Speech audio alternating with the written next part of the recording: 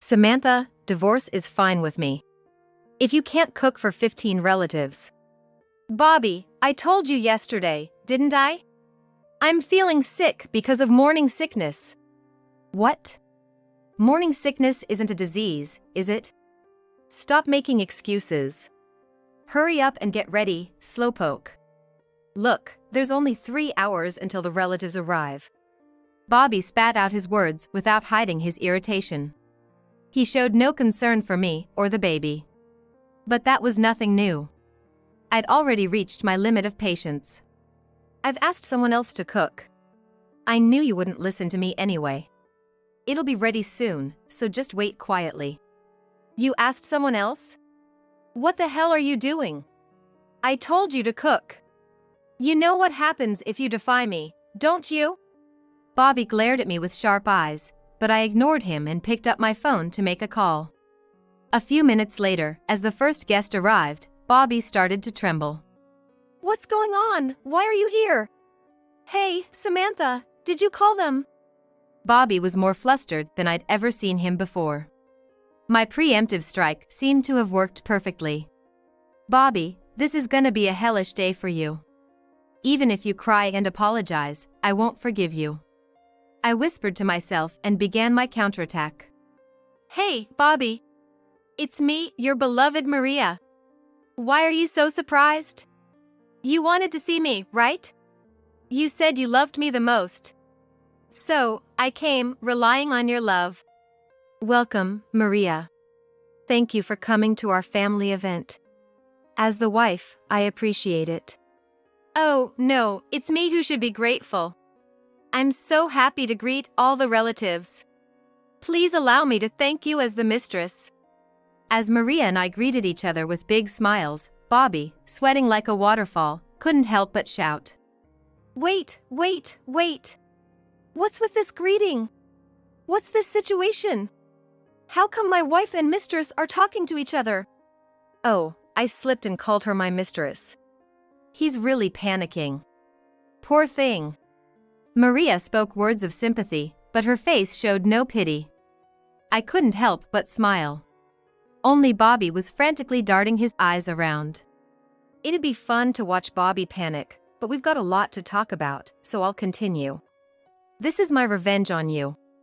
Revenge? Yes. You were so kind right after we got married, but after about 6 months, your attitude did a complete 180, and you started treating me like a slave, didn't you? I desperately tried to figure out if I'd done something to upset you.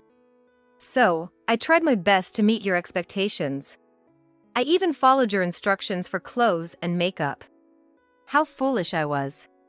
Samantha, stay strong. Seeing my voice tremble, Maria supported my shoulder. I took her hand and smiled softly. Bobby watched our exchange, looking more confused than ever. Yes, that's the face I wanted to see. I continued talking to push my husband further into despair. As I was desperately trying, Bobby's behavior became increasingly suspicious. He would come home late, and even on his days off, he would say he had work and be absent. I found it strange, so I investigated Bobby on my own and discovered his affair with Maria. All my efforts felt completely denied. Angered, I decided to invite Maria to the family dinner to retaliate against you. Do you understand this situation now? What a selfish thing to do! As a wife, you should just obey your husband in silence. Otherwise, what's the point of our marriage vows? Maria, you should leave. I never said you could come to my house. My husband said in a menacing voice, trying to push Maria towards the entrance. However, Maria stood her ground, not moving. Hey, what are you doing? I told you to leave. I'm clearly saying I don't want to, right? Besides, I haven't said everything I want to say yet. Bobby, you told me you were single. Why do you have a wife? That's because if I had known you were married, I wouldn't have gotten involved with you. I don't want to be an affair partner. That makes me legally wrong. You deceived me and made me commit a crime. I'll never forgive you. Seeing Maria's demonic face, my husband's face turned pale. Shut up. Just leave already. He grabbed Maria's hand and forcefully pulled her towards the entrance. Maria continued to hurl insults even as she was dragged along. Finally, she was close to the entrance door. Just as my husband reached for the door handle, the door opened from the outside. Seeing this, my husband looked outside suspiciously. What? Hearing my husband's foolish scream, I smirked. There stood a woman, seemingly in her 20s, with beautiful straight hair. She smiled gently and spoke to my husband. It's been a while, Bobby. Your beloved Diana has arrived. I heard there's a family dinner today. I'm so grateful to be invited to such an important event. This can't be. My husband turned to me with a face drained of blood. Oh, it seems I didn't explain well earlier.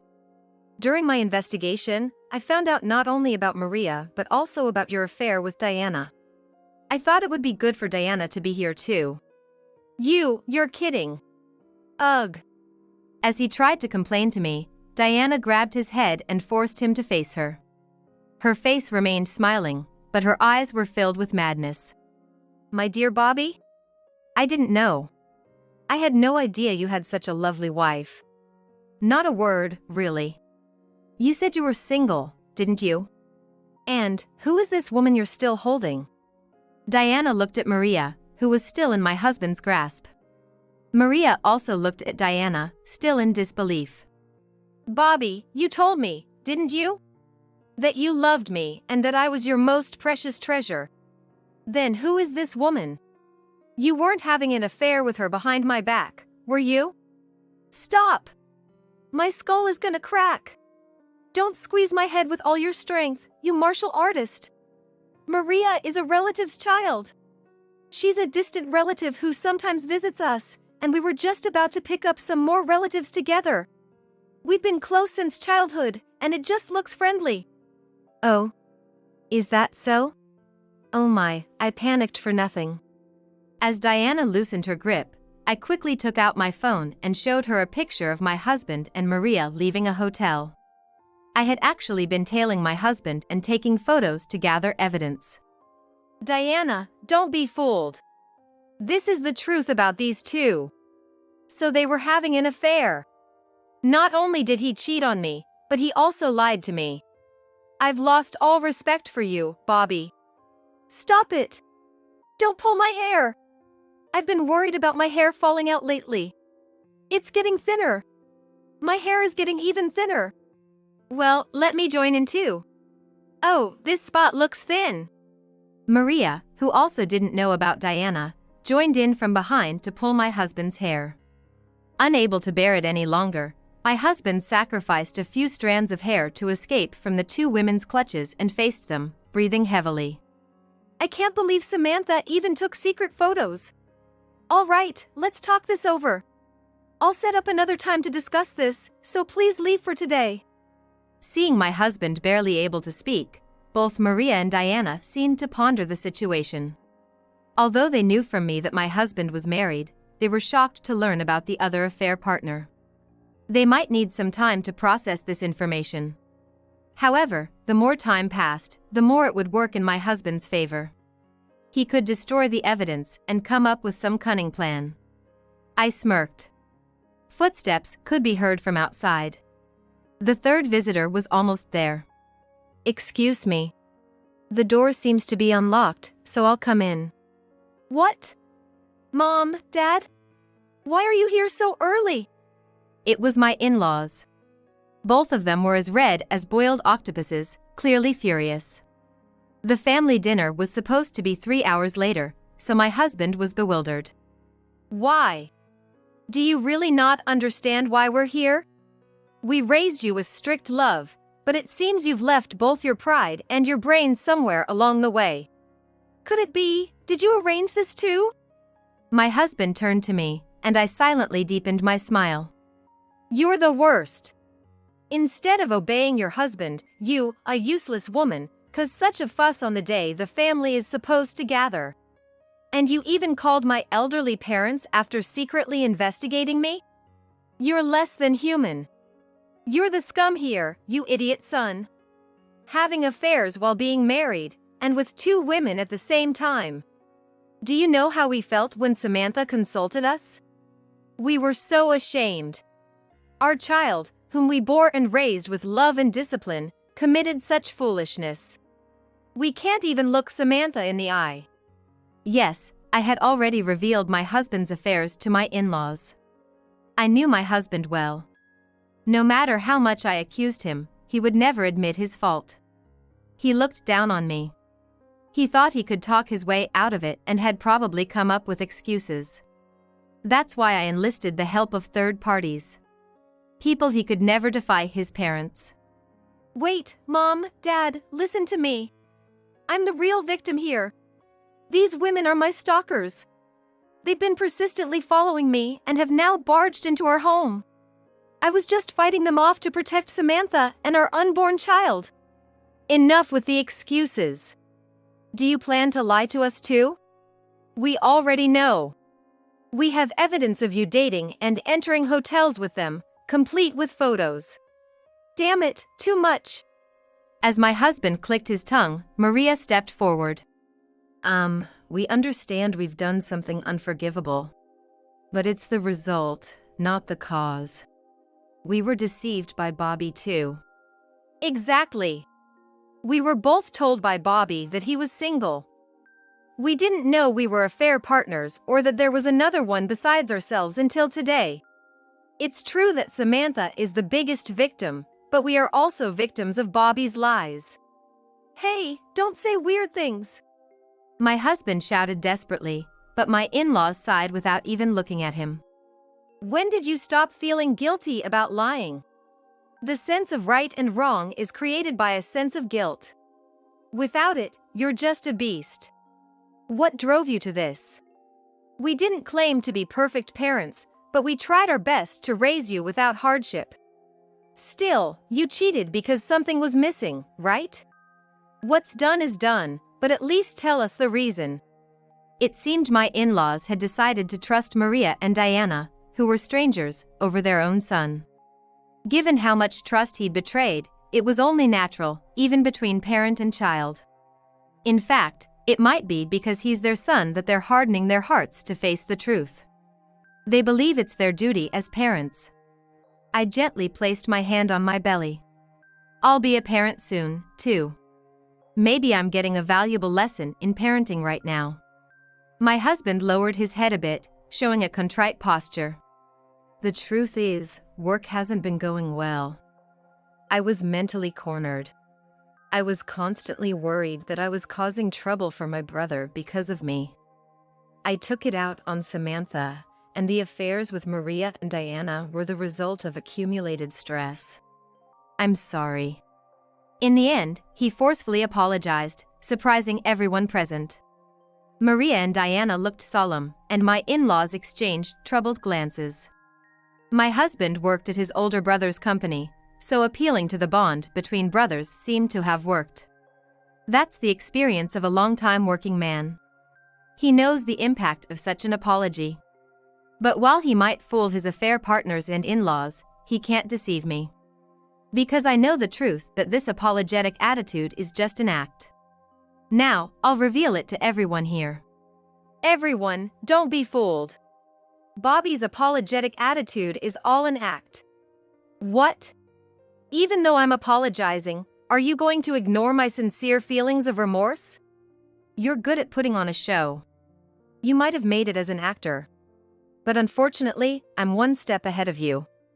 I smirked and pulled out my phone, calling a certain person. My husband's face darkened instantly. Of course, it would. This scenario was already the 4th time. He must be dreading the near future. He might not know the specifics, but he could guess the general outcome. But sadly, God won't stop or rewind time. Soon, hurried footsteps echoed from the entrance, and my husband's shoulders slumped. This time, 15 relatives stormed into the house. What the heck is today? Why do people keep barging in without permission? This is my house. And 15 people? That's too many. Couldn't you come 1 or 2 at a time like before? Oh, in that case, we'd have to repeat this commotion every 15 minutes about 8 more times. Would you prefer that? No, that's tough too. My husband hugged himself, trembling. He seemed to imagine himself being accused by new people little by little. Leading the group of 15 was his older brother. Everyone, centered around his brother, looked furious, and the pressure increased with each step they took closer. Next to his brother was his wife, Linda. Linda looked pale and seemed about to faint. Seeing her, my husband's face contorted in an impossible grimace. Sorry for barging in without notice, Bobby. But I thought you'd understand why we came earlier than planned. No idea what you're talking about. Anyway, we don't have any food ready, but make yourselves at home. Yeah. I also want to clear up this big cloud in my heart quickly and relax. So, let's get straight to the point. You had an affair with my Linda, didn't you? Whoa! At the shocking revelation from my brother-in-law, my husband shouted over him. He probably didn't want anyone else to hear it, but unfortunately, everyone did. Maria and Diana were left speechless, and my in-laws were so stunned they seemed to turn to stone. Wait, an affair, not just us, but a third person? And with your brother's wife? Did I forget to give birth to my moral compass? You idiot! My father-in-law tried to jump at my husband, but Maria, Diana, and I held him back. My husband tried to hide behind his brother, only to be kicked away. He seemed to have hurt his pinky toe on the table leg and was in great pain. Serves him right. Everyone present was smirking. Bumping your pinky toe hurts, doesn't it? I know because I've experienced it. But the pain in my heart right now is like night and day compared to that, you jerk. Wait. This is some misunderstanding. I wouldn't steal your wife, ah. My husband fell silent instantly. By now, everyone, including my in-laws, had surrounded him, glaring fiercely. You're not making excuses now, are you? First, you were caught with Maria, then Diana, and Samantha exposed them one by one. Naturally, I have evidence too. I noticed Linda's strange behavior a while ago. She started caring about her appearance a lot and was going out more, according to the neighbors. When I investigated, I found out about your affair. How could everything be revealed in one day? Samantha and my brother. Exactly. Michael and I collaborated. We exchanged information and planned this. Today, with all the relatives gathered, we executed it. My husband slumped his shoulders. I can't believe you had an affair with Linda too. I'm ashamed I didn't notice. Sorry for the surprise, Dad. I thought it would be better to hear it directly from Michael about Linda. We originally planned to tell you during the family dinner. But after Samantha told me about another affair, it turned into this. Sorry for the consecutive issues. It's not Michael who should apologize. Samantha and you are both victims. Don't hang your head. Look up. My mother-in-law gently patted my brother-in-law's shoulder, easing his tense expression. Even as adults, a mother's presence is mighty, I thought, as my husband suddenly started laughing. What is this situation? First, affair partners burst in, then the whole family comes to accuse me. I'm exhausted. In just this hour, my husband seemed to age 10 years. Seeing my chance, I crouched down to meet his gaze, still lying on the floor. Now, will you finally tell me why you had so many affairs? Linda was the one I truly loved from the beginning. I knew her since college and always liked her. But Linda married my brother. I had no choice but to give up. So, I married Samantha to forget about Linda. A sharp pain stabbed my chest. Hearing from someone I once truly loved that I was just a tool to forget someone else was more painful than I imagined. Unconsciously, I gripped my chest tightly. My husband continued talking without even glancing at me. Life with Samantha was peaceful, but I still couldn't forget Linda. So, I started cheating with Maria and Diana. Then, a miracle happened. A miracle? Yes, after I started the affairs, Linda approached me. Everything went smoothly from there. Linda stepped forward, tiredly smiling next to my husband. She crouched down to meet his gaze, just like I did. Let me explain too. I've always liked Bobby. But my family was poor, so I needed to marry Michael, who runs a company. However, I couldn't forget Bobby. So, you had affairs with 3 women, including Linda? Both my husband and Linda nodded silently. For a moment, the room fell into a dead silence. The silence was broken by my brother-in-law. It sounds like you're trying to justify it as some kind of pure love, but what you did is the lowest. My husband and Linda looked up, flustered, and tried to compose themselves. I'm sorry. I wronged you, brother. You even blessed my marriage with Samantha. Yes, we got a bit carried away. I'm sorry. Both my husband and Linda apologized deeply. That triggered everyone else to start criticizing them. Love is about caring for others. Selfish emotions that hurt those around you aren't love. They're ugly. If you truly loved each other, you should have faced it head-on when you realized your feelings. Letting it fester only twisted things. Feelings for someone can rot if left too long. If you missed your chance, move on gracefully like an adult. Father and mother are right. You two were too selfish. None of us can forgive you. Bobby, you're fired. Linda, we're divorcing. Go wherever you want, but never show your faces here again. Hearing these words from both a family and a boss, my husband visibly panicked. Linda turned pale at the word divorce. It's obvious that this is what happens when you cheat, but why can't those who sin think of the consequences? I'm sorry. Please, anything but divorce. I'll do anything. I can't go back to a miserable life. I can't lose my job. I've worked at my brother's company for so long. Where am I supposed to go now? My brother-in-law sighed deeply. You really only think about yourselves. If you'd sincerely reflected on your actions, there might have been a chance for redemption. But now, I have no choice but to cast you out. At his cold words, the relatives all nodded. Suddenly, my husband glared at my brother-in-law with bloodshot eyes. What the hell? When I try to be humble, you just keep torturing me. That's why the people you loved rejected you. Brother, Samantha, Maria, and Diana. Learn from me. I got love from the person I wanted because I didn't give up despite the adversity. True love is great. It's nothing like substitutes. Wait a minute. Substitutes? Are you talking about us? Yes, that's right. Samantha, Maria, and Diana were all substitutes for the real thing. I was never satisfied because they were just stand-ins. Nothing compares to the real thing. I was speechless. I finally realized. My husband had been directing my makeup and clothing style to make me more like Linda. I felt a heavy weight settle in my stomach. Maria and Diana were trembling, enduring their sadness. My husband continued, even mentioning his brother. I've always hated my brother. He's always been good at both studies and sports, popular with everyone. I've always been known as Michael's younger brother. Even though I have my own name, Bobby.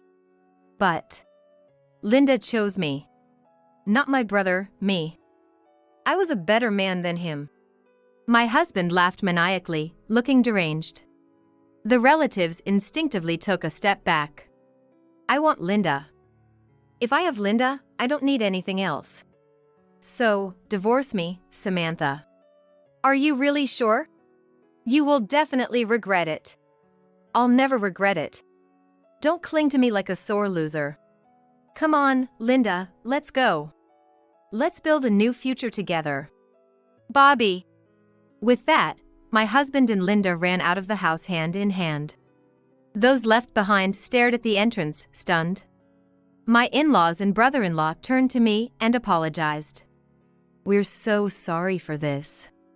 It seems we failed in raising him. We're truly sorry. Not only my brother, but also my wife caused you trouble. I don't know how to make amends. Please, don't say such things. Thank you for your concern. But don't worry too much. As for my husband, he's already finished. All three of them looked at me with puzzled expressions. I just smiled calmly without saying anything more. The next day, I received a call from my husband. Even though I expected it, the call came so quickly that I nearly spat out my coffee.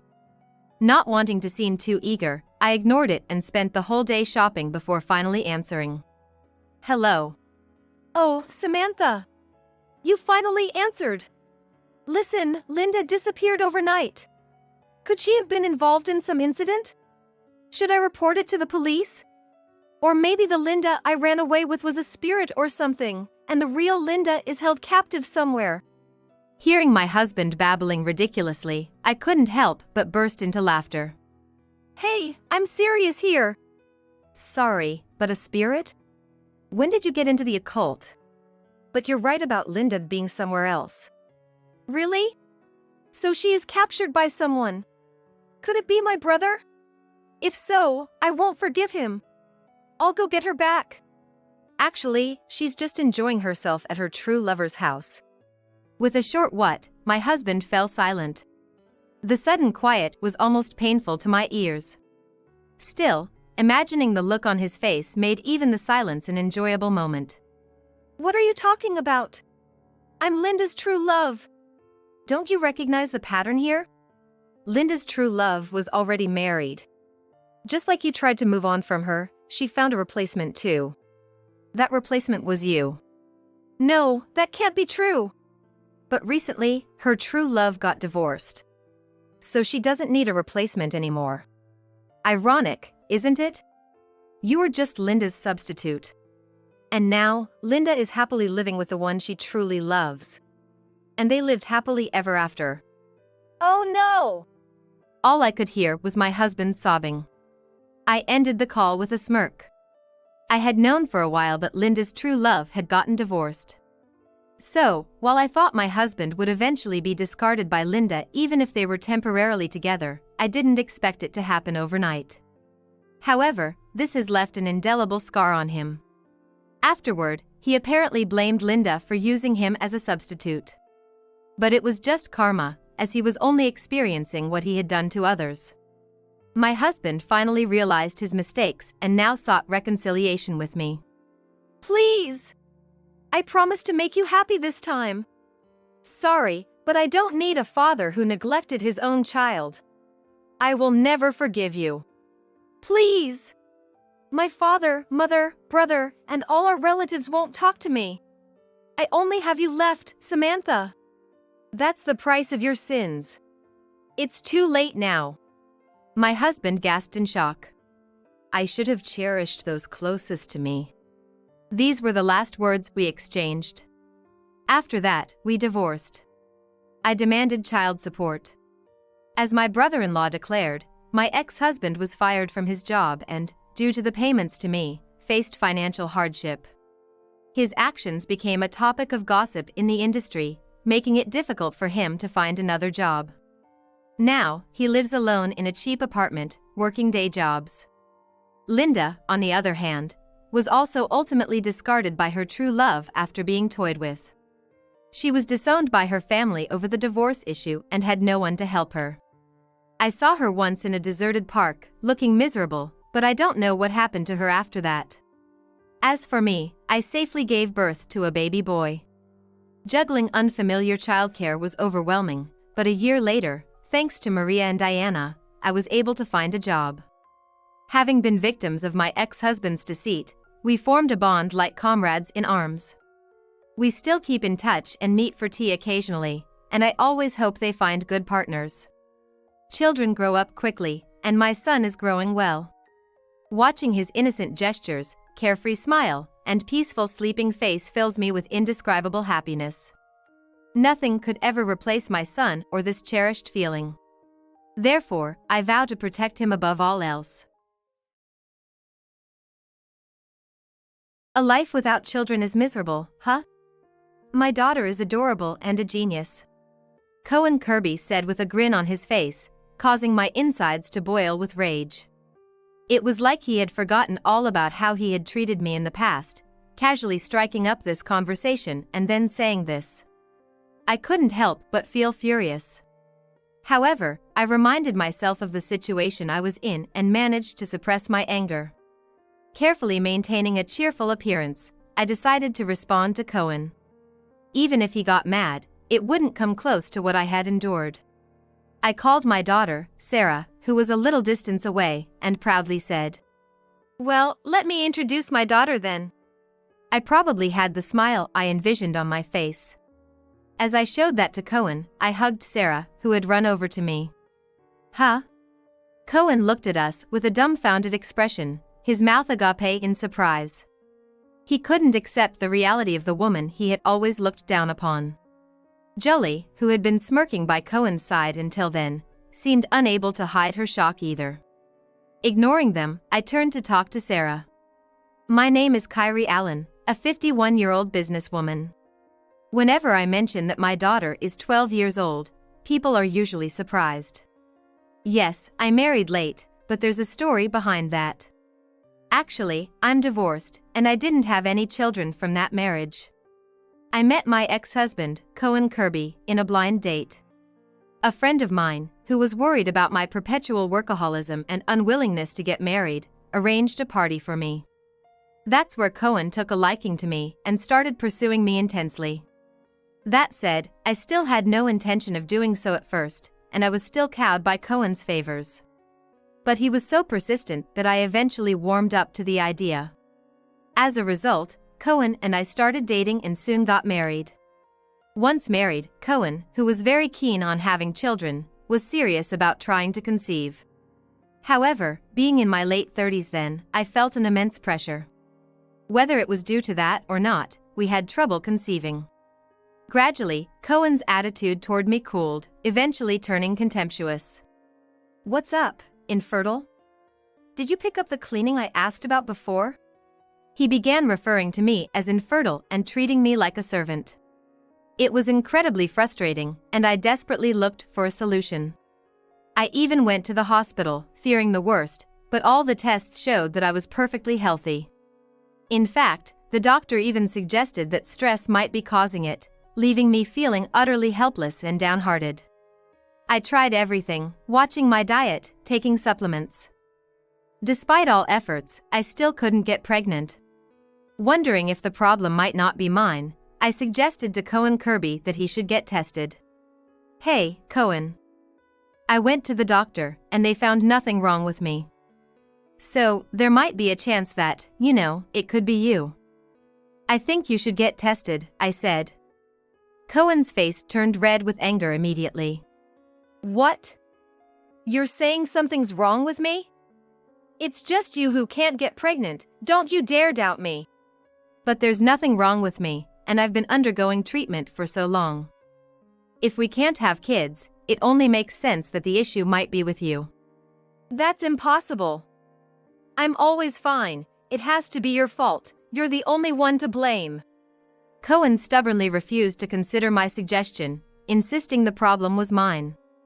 At first, I argued back, but constant accusations wore me down. Finally, one of Cohen's remarks broke me completely. "What's the point of you being a woman if you can't even have kids?" He said it so dismissively that I was left speechless. Not because I agreed with him, but because I was shocked by the extent of his cruelty. I managed the house and supported Cohen, who also worked, as best as I could. Yet, just because I couldn't bear children, he dismissed me entirely. My spirit broken, I couldn't bring myself to ask him to get tested again. The thought of hearing those same harsh words made me too afraid to speak up. Sensing this, Cohen began ordering me around even more. I'm beat. I don't want the usual beer today, I'm craving that import one they sell at the liquor store downtown. Hey, you, since you're obviously not busy being infertile, go get it for me, now." He grew more audacious, treating me like a mere errand runner, laughing smugly. Any hint of resistance from me was met with even more vile words. I endured, day after day, without a thought of anything else. You'd think I'd have left him by now, right? But being a latecomer to marriage, I feared I'd never marry again if I left this one. Plus, I was somehow convinced that divorce was shameful, making it hard for me to take that step. So, time just passed, and I turned 38, when things suddenly took a dramatic turn. At that time, I was still working and enduring the infertility snoring that continued almost daily. Come on, you should know what I don't like by now.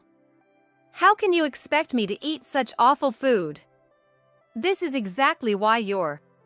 That day, I couldn't hold back anymore and snapped back. What does food have to do with not having kids? I can't stand it anymore. Enough is enough, I exclaimed. Cohen leaped up, yelling at me fiercely. What's with that attitude? You can't even fulfill your role as a woman, and you dare complain to me when I get home from work. His unreasonable argument infuriated me. What role as a woman? If that means having kids, then you share the responsibility. I got tested, and there's nothing wrong with me. But you refuse to get tested, avoiding your responsibility. And yet, you have the nerve to complain only to me. It's just unfair. Cohen Kirby seemed a bit flustered by my rare rebuttal. But he quickly regained his composure and started hurling insults again. Why are you so stubborn? If it were her, she'd immediately reflect and apologize in this situation. His words stopped me in my tracks. Before I could even ask who her was, Cohen's expression changed to one of regret.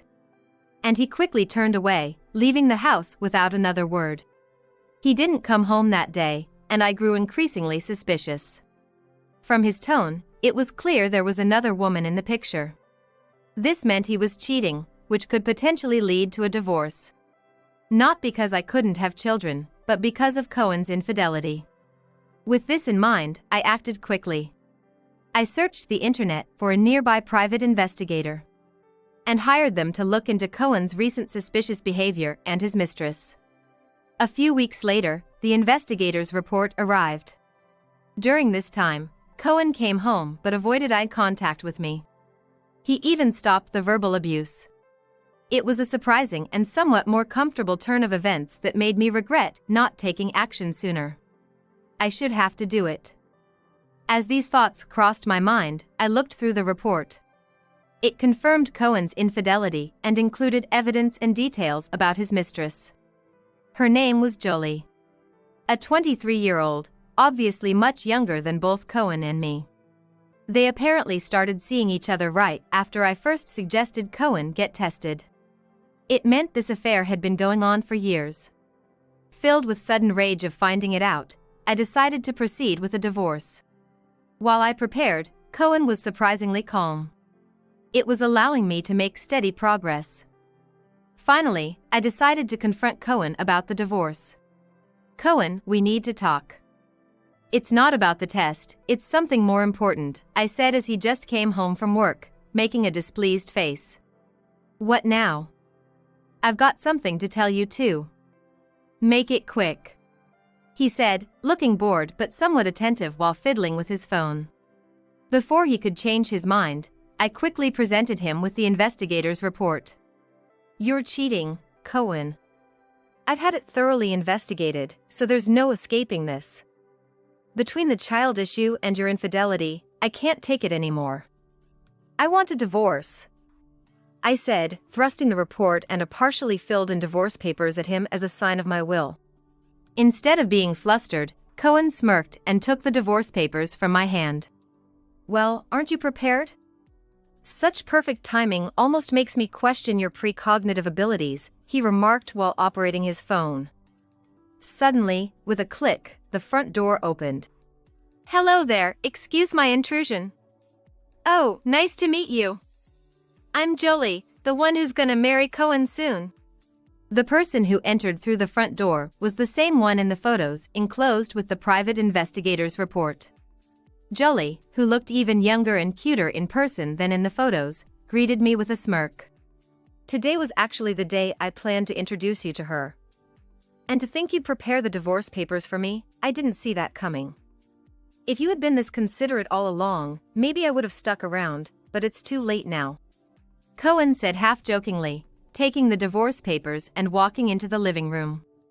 I was too shocked to grasp the situation and stood there, frozen. Soon, Cohen emerged from the living room with the divorce papers filled out. He handed them to me with a sly smile, saying, "This sure saves a lot of trouble. We're no longer husband and wife, so leave now. Jolie's pregnant, and I want her to have as little stress as possible." Faced with Jolie's and Cohen's malicious grins, I lost my composure. Snatching the divorce papers from Cohen, I ran to my room. I grabbed my already packed bags and left the house without a word. Fast forward 13 years. I had come to see how the project I was involved in had been completed. My job is as a professional consultant, and this time I was tasked with designing an apartment building that would be disaster-resistant and children-friendly. After Cohen introduced me to Jolie, I took refuge in a nearby business hotel. I waited until dawn to submit the divorce papers to the city hall, then moved from hotel to hotel. After that, I was finally settling into an apartment and focusing on my career.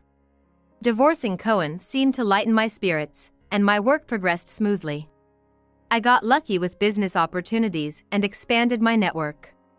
This revitalization led to my appointment as the project leader for this urban development, a long endeavor that had finally come to fruition. There was a small celebration at the site, crowded with many people. Then, a familiar, unpleasant voice caught my ear. "Hey, long time no see. Still all alone, huh? I came here to buy one of these condos for my family of 3. Not that it matters to you." I regretfully turned towards the voice. I saw Cohen, Jolie. And also there were their daughter, who must have been in Jolie's womb back then. "A life without children is miserable, huh? My daughter is adorable and a genius," Cohen said with a grin, causing my blood to boil. He had easily struck up a conversation as if he'd forgotten all the past mistreatment.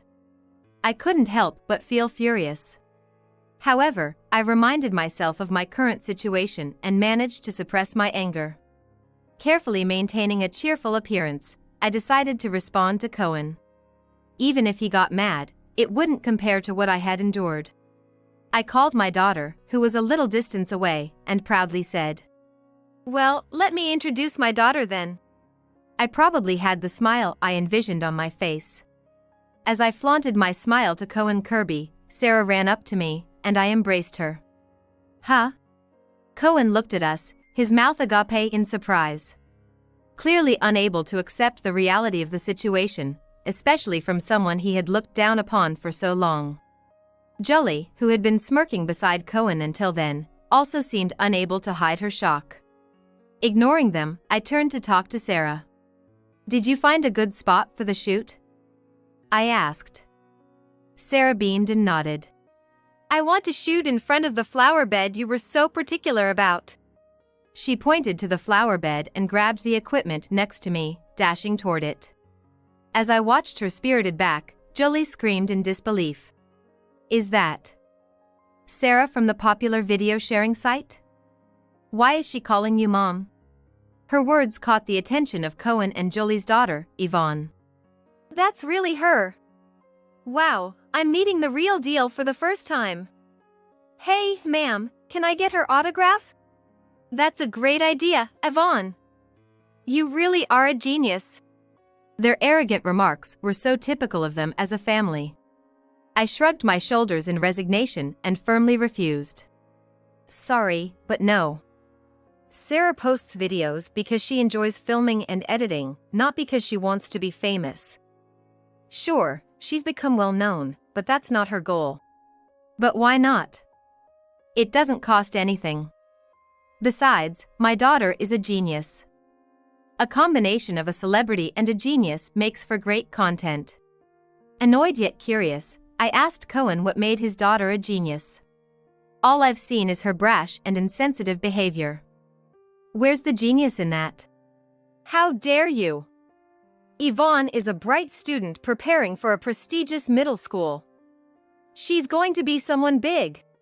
I wished for a concrete example of Yvonne's genius. But Jolie's claims lacked specifics, making me sigh in frustration. Cohen, displeased with my reaction, began bragging more about Yvonne. Yvonne is so talented, she never sticks to anything for long. She masters everything too quickly and then gets bored. It's tough having a genius for a child. Hearing this far from impressive boast, I grew tired of the conversation.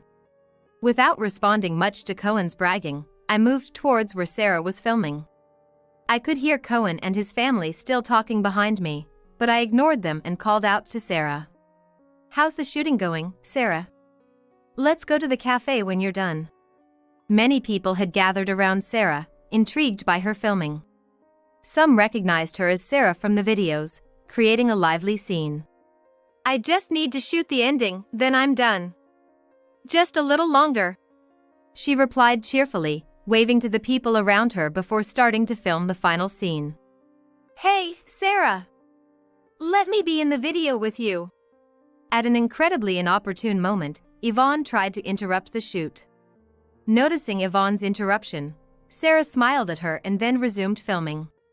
After completing the shoot, Sarah was surrounded by onlookers. Many, like Yvonne, asked for her autograph, but Sarah politely declined each request. Instead, she engaged in friendly conversations with those who had approached her. Sarah continued her activities because she found joy in them, not because she sought fame. While she had indeed become famous, she never bragged about it. Autographs were not something she had even considered. So she chose to connect with her fans through conversation instead. When Yvonne had interrupted earlier, Sarah must have been annoyed. Sarah hid her feelings and gently refused. But I wondered if Yvonne understood that. When Sarah was about to leave, Yvonne, evidently not grasping Sarah's intentions, approached her. "Great job on the shoot. Now, how about filming with me next time?" Seeing Sarah's dumbfounded look, I couldn't stay out of it any longer. "I'm sorry, but Sarah doesn't do collaborations. That smile earlier was just being polite to you for interrupting her shoot." "What, is that just lip service? Learning such things at a young age, you're not raising her right." Jolie crossed her arms and looked down on Sarah. Sarah briefly stiffened but remained silent, not retorting. Feeling victorious, Jolie snorted and pressed on. "Are you saying Yvonne isn't worthy of filming with you? You know, Yvonne is a genius who can do anything. It could actually boost your popularity. Maybe you should learn to read the room better." Sarah looked at me, unsure how to respond. I sighed and confronted Jolie. "Enough already. You keep calling your daughter a genius, but I haven't seen a single concrete example. Being awarded isn't the only mark of greatness, but do you have any substantial achievements to brag about?" The onlookers who had been listening to our conversation seemed to agree with me. Jolie looked bitter under the pressure of their words, but Yvonne didn't seem to care. Instead, she proudly started listing her accomplishments. "I received a certificate at my piano recital for doing well in practice. And at my dance school, I got one for being able to dance a whole song. Plus, I've been awarded for perfect attendance at school. I've been recognized a lot, you know." Considering Sarah's age, Yvonne must be around the same age. Sarah was 12 years old, so probably Yvonne was also a middle schooler. Her claims felt somewhat trivial for her age. Unaware of the awkwardness, Yvonne looked at us expectantly for praise. I exchanged a helpless glance with Sarah, and we could only make troubled faces. The people around us reacted similarly, with some even bursting into laughter. Finally sensing the mood, Jolie awkwardly changed the topic. "So, speaking of your activities, how much do you earn? I doubt it's enough to afford a condo here, right?" Caught off guard by her desperate question, I decided to respond. Thankfully, Sarah's videos are quite popular on the video sharing site. She does earn money, but we're saving it for her future. We spend some on necessary equipment for filming. While this condominium is attractive, we don't need it as we already have our own home. Besides, I designed this place, so the success fee was substantial. My current husband runs a company, and combining our incomes, moving here wouldn't be a bad idea. I preemptively answered all the questions Jolie might have wanted to ask. As expected, she grimaced, glaring at Sarah and me. Cohen, having heard my explanation, seemed unable to argue back. However, Jolie, ever cunning, tried to butter me up despite her previously hostile attitude. So, you built this place? Then you could get us a spot here, right? Our kids are about the same age. Can't you speak up for us out of pity? I had no intention of agreeing to such a request. As I was about to firmly decline, Yvonne, misunderstanding the situation, chimed in with sparkling eyes. We can live in this condo if we ask you? Hey, ma'am. We want to live here. Please help us out. I sighed, exasperated. And I decided to set them straight. I'm sorry, but I can't guarantee you can live here. I might be able to refer you to the management company using my contacts, but there's a screening process. They'll check things like your job, income, potential for the future, and so on. I don't control the screening, so it's not certain you'll get in. It's up to you to make it happen. Jolie clicked her tongue upon hearing this, while Yvonne didn't seem to fully grasp the situation. Cohen then butted in, demanding the impossible. Our daughter is asking, so make it happen. If you have the connections from building this place, get us through the screening. People around us started whispering at Cohen's unreasonable demands. I felt a headache coming on, wondering how to explain this obvious point. I can't interfere with the screening process, that's beyond my control. If you want to live here, overcome the challenge on your own merits. At this, Cohen suddenly lost his temper. He began yanking flowers from a nearby bed and throwing them at me. I shielded Sarah from being hit, trying to calm Cohen down. But then, Jolie and Yvonne, following Cohen's lead, started doing the same. Jolie hurled insults and flowers at us, and Yvonne spewed verbal abuse at Sarah. I focused on protecting Sarah, but luckily, people around us intervened. Still, Cohen and his family continued their rampage, throwing anything they could find. Jolie picked up a stone and raised her arm. I grabbed her to stop her, but was shoved into the flower bed, hitting my head. The surrounding crowd became even more agitated and tried harder to stop them. However, the three individuals, who continued to behave violently in a fit of rage, were soon restrained. It's unclear who made the call, but the police arrived after hearing about the commotion. Who called the cops? Cohen shouted as the officers restrained him, but no one responded. Jolie, also being subdued by the police, tried to find out who had reported them. Yvonne stopped her tantrum but began crying as she watched her parents being detained. The area, which had been chaotic, suddenly quieted down when an officer's voice rang out. Caught red-handed on suspicion of obstruction of justice. At these words, the commotion ceased in an instant. Cohen, who had caused the commotion, was apprehended by the police for his aggressive behavior. Holding my head and trying to comfort a tearful Sarah, I watched as he was taken away. At the same time, Jolie and Yvonne were also escorted to the police station. All three of them were put into a police car and driven away, disappearing from view. Despite the chaos they had caused, their swift removal by the police left me feeling somewhat relieved. But seeing Sarah on the verge of tears, yet still concerned for me, brought me back to reality. Mom, you're hurt.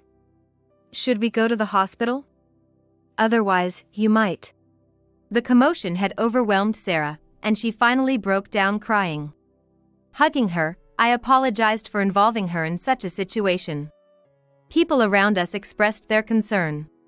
But I assured them I was fine, especially since Sarah was unharmed.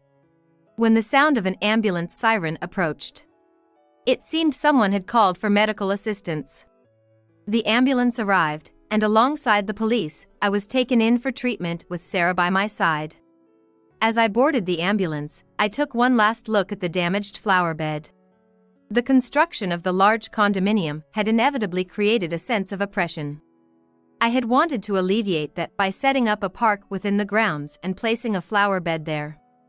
I hoped that the park would become a place of relaxation and conversation. The park where I first met my current husband had brought me much happiness. Taking a break from work, I had been admiring the flowers in the park when he approached me. From there, I started talking to my current husband, who worked near that park, and we became close. Our relationship grew from occasional lunchtime meetings to dinners, and eventually, we got married. Later, we were blessed with our daughter Sarah, despite it being a late pregnancy. That park, with its flower beds, had brought so much joy into my life. So, I wanted the project I was involved in to offer similar opportunities for happiness. The result of that effort was the flower bed. Seeing the flower bed destroyed was heartbreaking, a sharp contrast to the happiness it symbolized. At the hospital, I received treatment, needing a few stitches. But fortunately, they were almost unnoticeable. Sarah, relieved to see me all right, managed to smile as we left the hospital. While waiting for the bill, I was questioned by the police and decided to file a complaint. I also resolved to hire a lawyer and ensure Cohen and his family faced the consequences of their actions. Jolie was arrested for her involvement in the assault. According to what my lawyer told me, Yvonne was taken in by Jolie's parents after both her parents got into trouble with the police. I thought it was sad enough for her, but she was now facing re-education from her grandparents. Yvonne, taken in by her grandparents, apparently faced stern reprimands for her usual behavior. And she was subjected to strict discipline in an attempt to rehabilitate her. It seems that for Cohen and Jolie, and especially for Yvonne, challenging days lie ahead. As for me, my injury has been healing well since then. I recently had my stitches removed, and there's hardly any sign of the injury now. Sarah has become even more popular since that day and is busily engaging in her activities. It turns out that the police and ambulance were called by one of Sarah's followers. After the shooting was over, Sarah sensed a sense of disquiet and quickly switched to live streaming to distribute the video. Thanks to that, when a big fight broke out, it seems that one of her followers took action. We're truly grateful for this intervention that helped to resolve the situation. Subsequently, Sarah wanted to thank whoever helped, so she called for them to come forward in a video. However, no one did, so she posted a video expressing her gratitude instead. When I went to the park where the disturbance took place to shoot the video, I found that the flower beds had been cleaned up. I was relieved to see that the volunteers had apparently done a good job of putting them in order after the incident. Since then, things have been going surprisingly well. My involvement in the condominium project has raised my professional profile. Thanks to that, I've been promoted and now serve as the head of the planning department.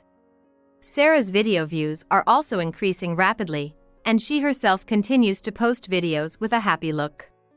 My current husband is very caring and was quite concerned about us. Although I've fully recovered and there's no disruption to my daily life, he still occasionally checks on how I'm doing. Having a kind-hearted husband and seeing Sarah grow up healthy. And I have no problem with that, because my business and my family are prospering. I look forward to spending more happy moments with my family of 3. Today, I'm hosting a Christmas party for 20 family members. Make sure you don't embarrass me. I was completely baffled by Sean's declaration. I was sure the Christmas party was supposed to be at Sean's brother's house. After a while, my father-in-law and mother-in-law arrived. Seeing me clutching my stomach and breathing heavily, they clenched their fists and looked furious. The next moment, my mother-in-law shouted Sean and went back to the living room. In the living room, my father-in-law grabbed Sean by the collar, and the next moment, a loud smack echoed through the room. My name is Kelly Oakwood. I'm a 31-year-old housewife. I married Sean when I was 28. We met at a restaurant we both frequented. We were both regulars there and knew each other by face, nodding in acknowledgement whenever we saw each other.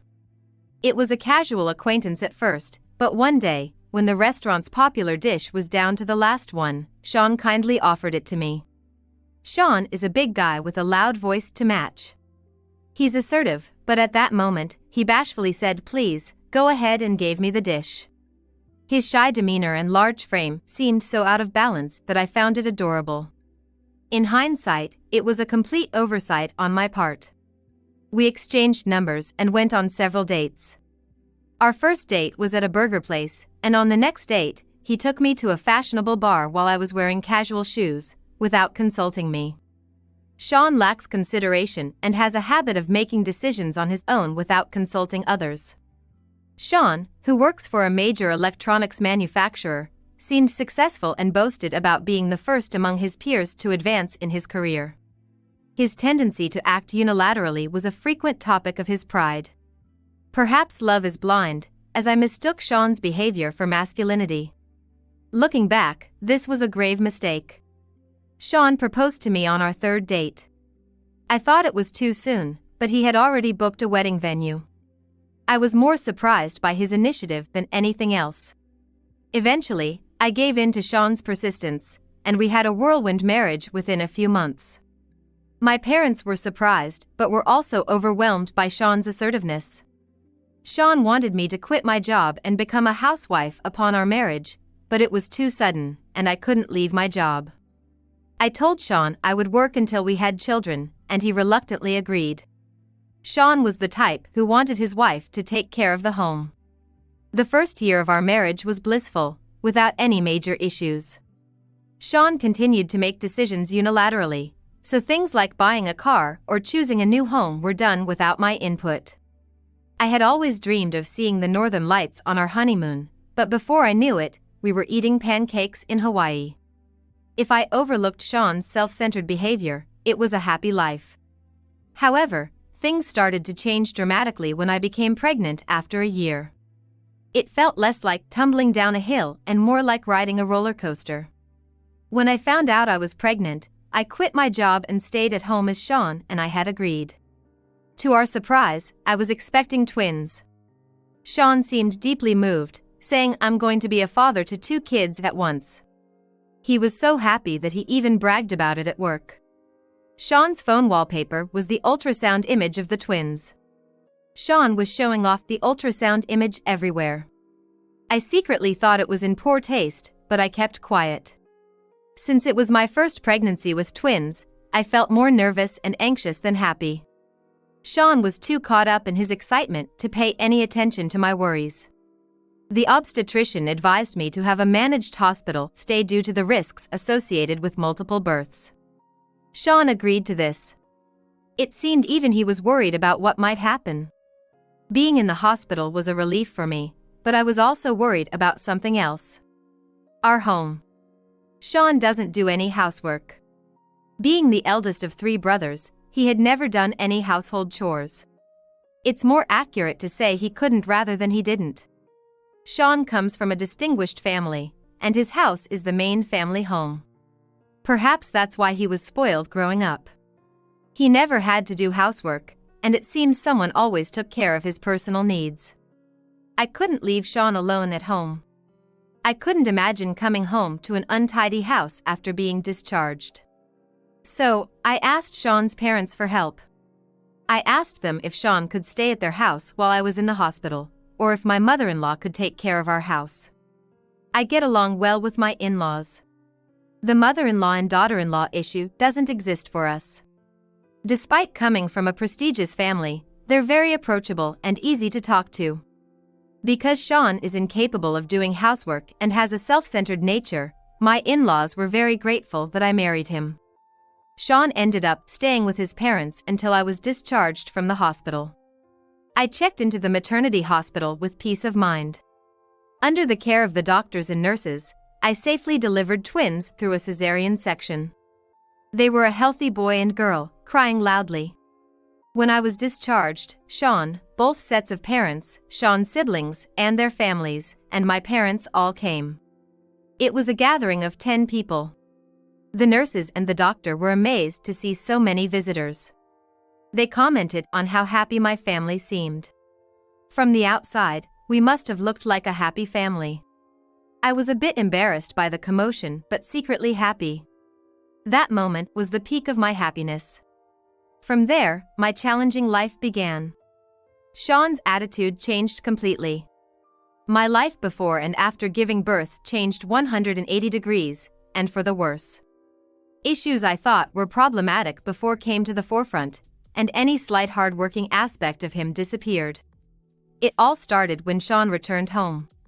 When Sean got home, the first thing he said was, "There's no place like home," and stretched out big. I agreed that there's nothing like your own home.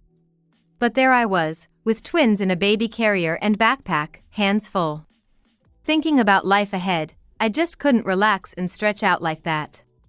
Both Sean's parents and mine insisted on giving us space, saying, "You guys need to manage on your own." My parents live about 2 hours away by train, and they had booked a hotel for the day.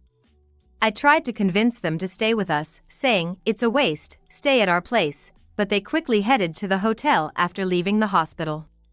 Home is nice, but my mom was always nagging. In the living room, he carelessly threw the baby items we got from the hospital on the floor and flopped onto the sofa. Then he reclined and made a surprising demand. "I want some hot tea." There I was, holding babies both in my arms and on my back. And he's asking for hot tea. How does he expect me to fill the kettle, boil the water, put tea leaves in the teapot, and pour it into a cup? And there he was, complaining about a sore shoulder and rotating it. I decided to ignore his request for the moment. I put the twins down on the baby bed we set up next to the living room. That's when I felt a dull pain in my abdomen. The cesarean section incision hadn't fully healed. My body tensed up in pain, my face contorted, but Sean didn't even glance my way. He was casually playing with his smartphone. I couldn't yell at him and risk waking the peacefully sleeping twins. I had just been discharged from the hospital and hadn't regained my strength yet. After putting the twins to sleep, I reluctantly kept quiet. I decided I had no choice but to prioritize the twins' sleep and my recovery. Sean was not only uninterested in housework but also in childcare. Just a little while ago, we were the envy of nurses for being so happy, but now I felt only anxiety. The next day, my parents came early in the morning. By the afternoon, Sean's parents had also arrived. With both sets of parents and me, we began the arduous task of childcare. Sean, as expected, was of no help at all. In fact, he was more trouble than the babies. While watching Sean, I did my best with my first experience of childcare. My mother-in-law said, "This is the time when children teach you to be a mother." It's hard to believe someone as kind as her is Sean's mother. My parents live farther away than Sean's, so my mom can't come over easily. It looks like I'll be relying more on Sean's family. Sean's dad is still working, so I'll have to depend mostly on my mother-in-law. I'm so glad she's a kind person. Sean's parents were very affectionate towards the twins. Even when I was clumsily changing diapers, they reassured me, "No need to rush, you're doing fine." Amidst this, Sean was the one who felt left out. Since we were all focused on the twins, he seemed to feel excluded. He became more demanding than usual, saying, "I'm thirsty, I want to read the newspaper, I'm a bit hungry." Sean's dad talked to him, since Sean wasn't participating in childcare. It can be hard for fathers to get involved in childcare, but it's rewarding once you try. Both Sean's mom and dad are kind people. I couldn't help but wonder how someone like Sean could come from such wonderful parents. My dad also chimed in, sharing how nervous he was the first time he took me out. However, Sean showed no interest in their valuable advice. All that came from him were half-hearted responses like, "Oh, and is that so?" The stories from Sean's dad and my dad were meant to ease the awkwardness and fears of making mistakes, a kind gesture towards Sean. But it was like talking to the wind, Sean was unaffected. Then, Sean really messed up. Not only was he uninterested in childcare, but his selfish behavior finally made his parents angry. While I was breastfeeding the twins, Sean complained to me, "When's dinner? I'm starving." He even demanded a proper meal, not just something pre-made. I was perplexed about what to do when my father-in-law stepped in. "You're not a child, if you're hungry, make something yourself." His response was perfectly reasonable. Yet, Sean became defensive and said, "You're a housewife, so it's natural for you to cook. I rarely use pre-made food when I cook." But for Sean, even one pre-made item meant I was slacking off. Sean's mom joined in the argument. "Babies can't cook and eat by themselves." Then his dad added, "If you're so concerned about feeding, why don't you give the baby formula? You could do that." Faced with criticism from everyone, Sean made a surprising remark. "If I start doing things like breastfeeding, then what's left for the mother to do?" Both sets of parents were dumbfounded. I could only sigh. Afterwards, Sean's mom lectured him endlessly, and his dad thoroughly taught him how to change diapers and other childcare tasks. Sean looked lifeless, obviously doing it unwillingly and in a bad mood. 2 years passed, and I became pregnant again. Sean hadn't changed at all over these years. I continued to be overwhelmed with childcare and household chores. Without the help of Sean's parents, our life would have probably fallen apart. Sean's mom helped with housework, and his dad tried to teach Sean about childcare. Meanwhile, Sean seemed to resent his parents' involvement, always finding excuses to go out. Sean claimed he was busy with business trips and overtime, but I think he just didn't want to be at home. This pregnancy wasn't twins, but my morning sickness was worse than before. Especially the smell of cooked rice was unbearable, so inevitably, bread became a staple at our table. Sean was unhappy about this too, constantly complaining that he wanted freshly cooked rice. Angered by this, his mom told him, "If you want a meal, make it yourself." Surrounded by his parents, Sean reluctantly cooked the rice. Regardless of how it looked, I tried to eat the meal he prepared for the first time. However, due to my morning sickness, I couldn't finish it. Sean exaggeratedly sighed at the sight of the uneaten food. "I went through all this trouble, and this is it? If it's too awful to eat, just say so," he said before storming out of the house.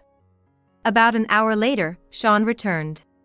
From that point on, he stopped doing any household chores or childcare. His excuse was, "You're just wasting people's kindness." Unashamed, Sean started going out fishing on weekends as his hobby.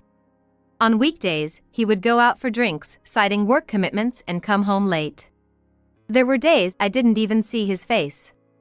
Realizing this couldn't go on, I apologized several times about the meal and asked for his help around the house.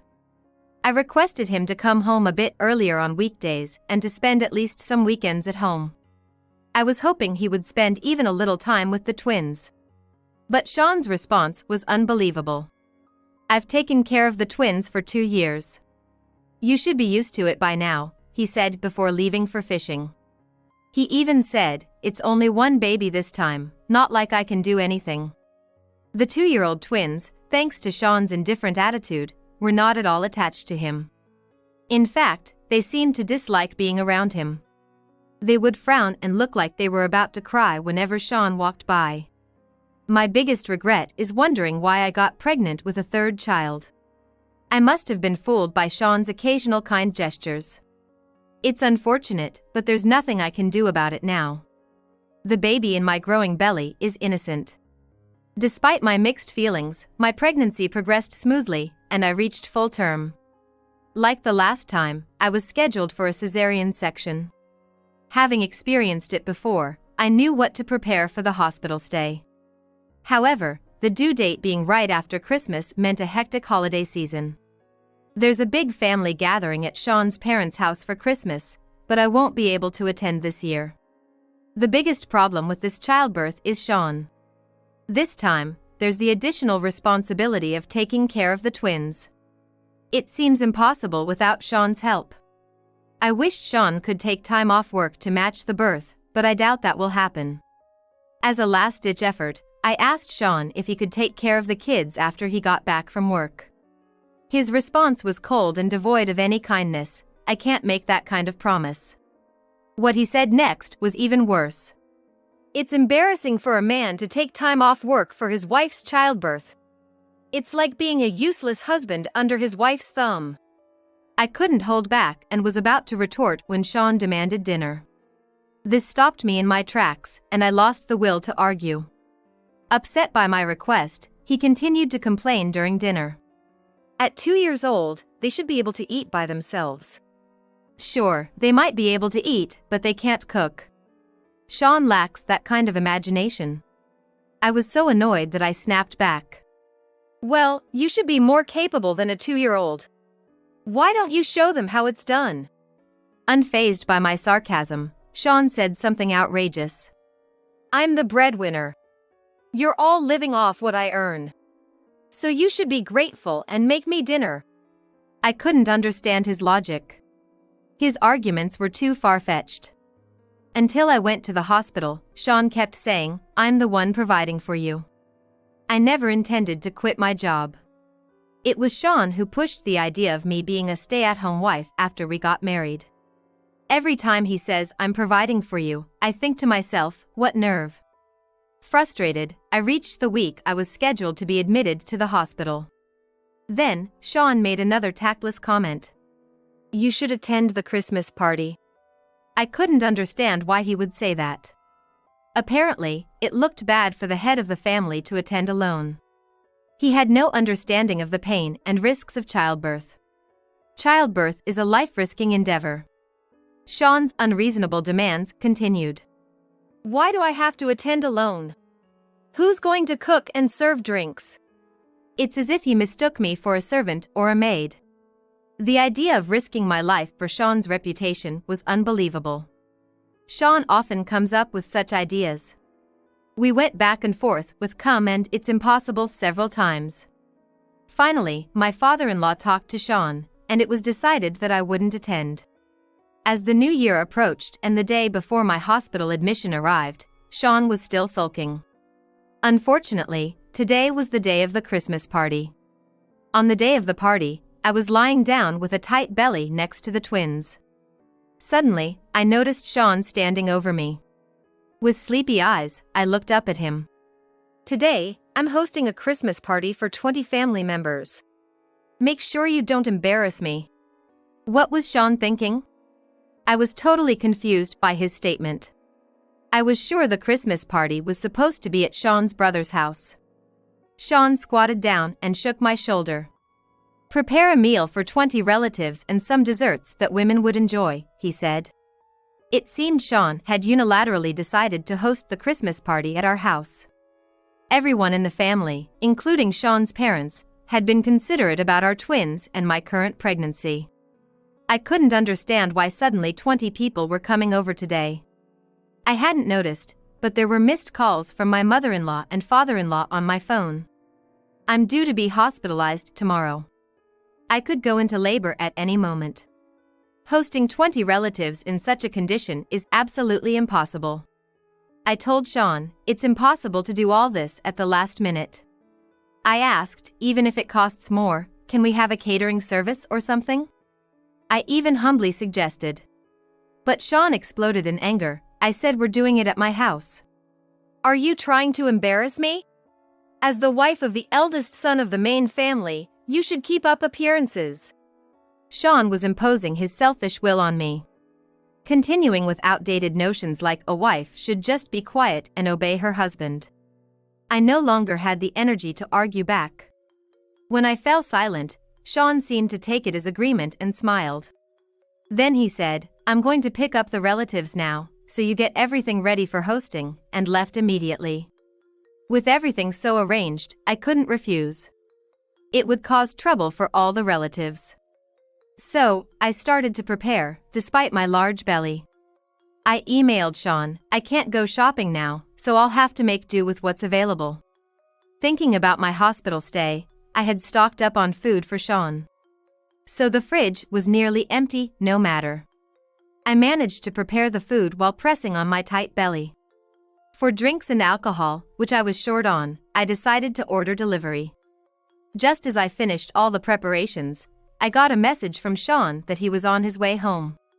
In just 2 hours, I had managed to prepare the meals and drinks. I wanted to pat myself on the back.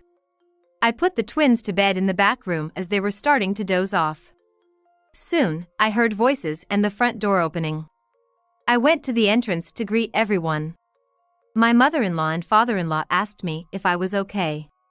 Their call earlier must have been out of concern. I just smiled vaguely, unable to say much else. The living and dining rooms were packed with 20 people as the Christmas party began. I was busy serving food and pouring drinks, with no time to sit down. Everyone kept asking me, "Are you okay?" and "Don't overdo it," to which I just smiled and brushed off. Sean, on the other hand, was in a great mood, boasting, "She's tough, that's her strong point." But Sean's parents and brother had frowns on their faces. Due to standing and moving around to serve drinks, the tightness in my belly became unbearable. I excused myself, saying, "I'm going to check on the sleeping kids," and left the room. As I looked at the children's sleeping faces, my eyelids grew heavy, and I lay down. After a while, the tightness turned into pain. Not wanting to worry everyone, I covered my mouth with both hands. But the pain in my abdomen grew stronger and clearer. It had been 3 hours since Sean sprung the news of the Christmas party on me. As I endured the pain, suddenly the door opened. It was Sean's brother. It seemed to have mistaken the room for the bathroom. "Sorry, wrong room," he said before closing the door and hurrying away. Shortly after, Sean's parents came in. Seeing me clutching my stomach and breathing heavily, they clenched their fists and looked furious. The next moment, Sean's mother shouted Sean and went back to the living room. I also staggered to my feet and returned to the living room. There, Sean's father had grabbed Sean by the collar, and the next moment a loud smack echoed through the room. Sean's cheek was red. His father had slapped him. His father's eyes were sharp, and his usually gentle face looked demonic. Even I, who wasn't being scolded, was taken aback. Sean was frozen in shock, his eyes wide open. "What are you doing?" His father yelled so loudly that Sean flinched. All the relatives who had been drinking and chatting stopped and stared at Sean in silence. "Do you understand Kelly's condition?" Sean's mother glared at him with a fierce look. One of the relatives noticed me and offered me a seat on the sofa. Others began to confront Sean. "You said the delivery wasn't due yet, but she's about to give birth. I thought you said she was still in the safe period," were some of the comments I heard. Apparently, Sean had told the relatives that my delivery wasn't due yet to get them to come.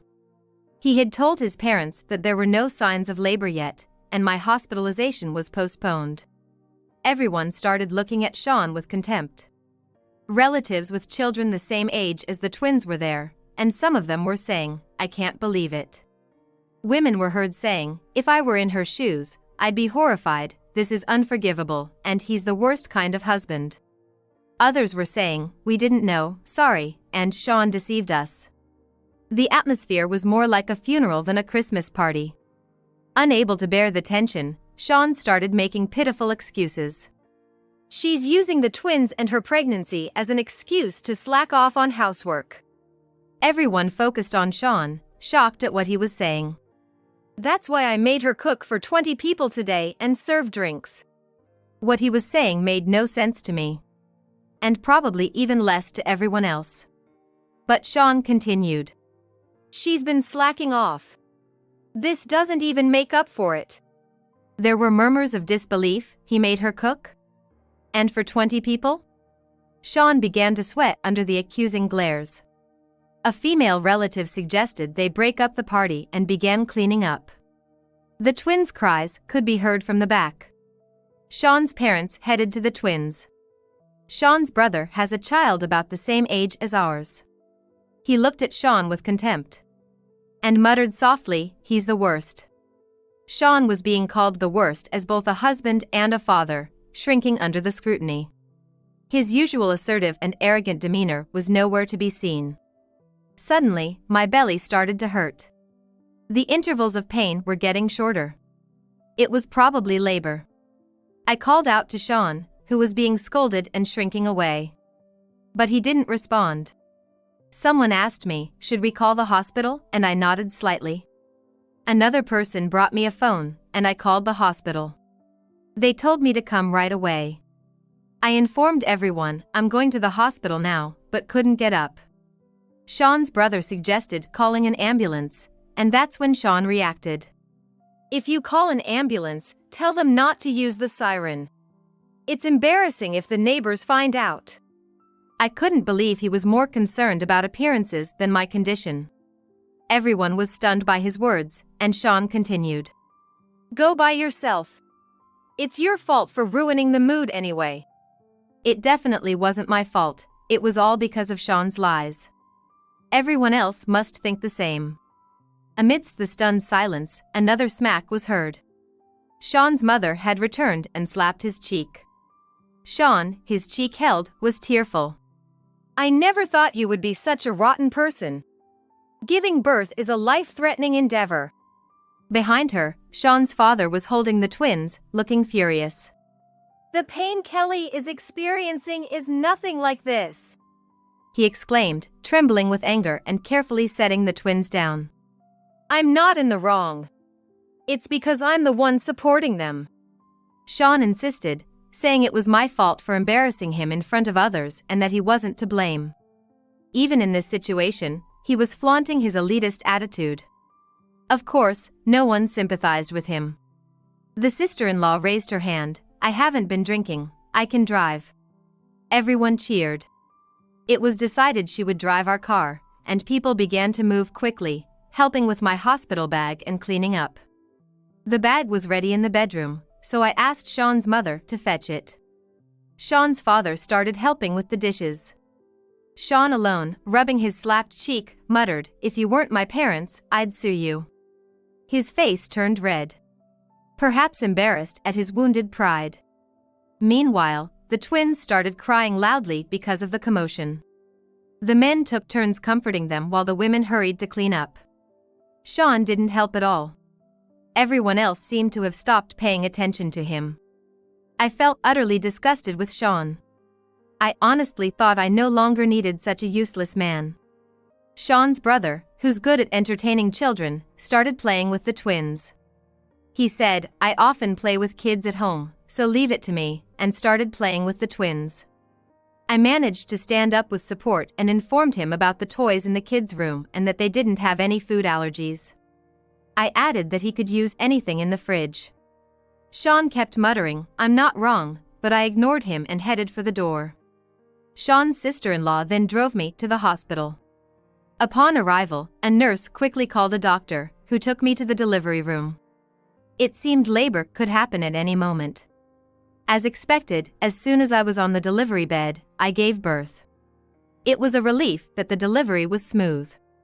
The only one who suffered was my sister-in-law. She couldn't go home and had to stay until the next morning. The day after I safely gave birth, Sean's parents came to the hospital with the twins. After the incident, Sean sulked in a corner of the room, drinking canned beer. Sean's father took him to the bedroom. Not wanting the children to see their father being scolded, a thoughtful gesture from him. I heard Sean's father scolded him all night. And Sean looked deflated. Sean's father told me this with a wry smile. After a while, Sean came to my hospital room. In front of his parents, he was meek and apologized in a low voice, saying, Sorry about yesterday. The fact that both his parents had hit him seemed to have a significant impact on him. Sensing the situation, Sean's parents left us alone. As soon as they were gone, Sean's attitude changed. I was slapped by Dad and Mom because of you. He continued to complain about how I was inconsiderate and not thoughtful enough. At that moment, I was utterly fed up with Sean. I firmly decided to divorce him. Despite feeling anxious about becoming a single mother of 3, I knew I couldn't stay with Sean. I pressed the nurse call button without hesitation. A nurse came right away. Sean's parents followed her, returning to the room.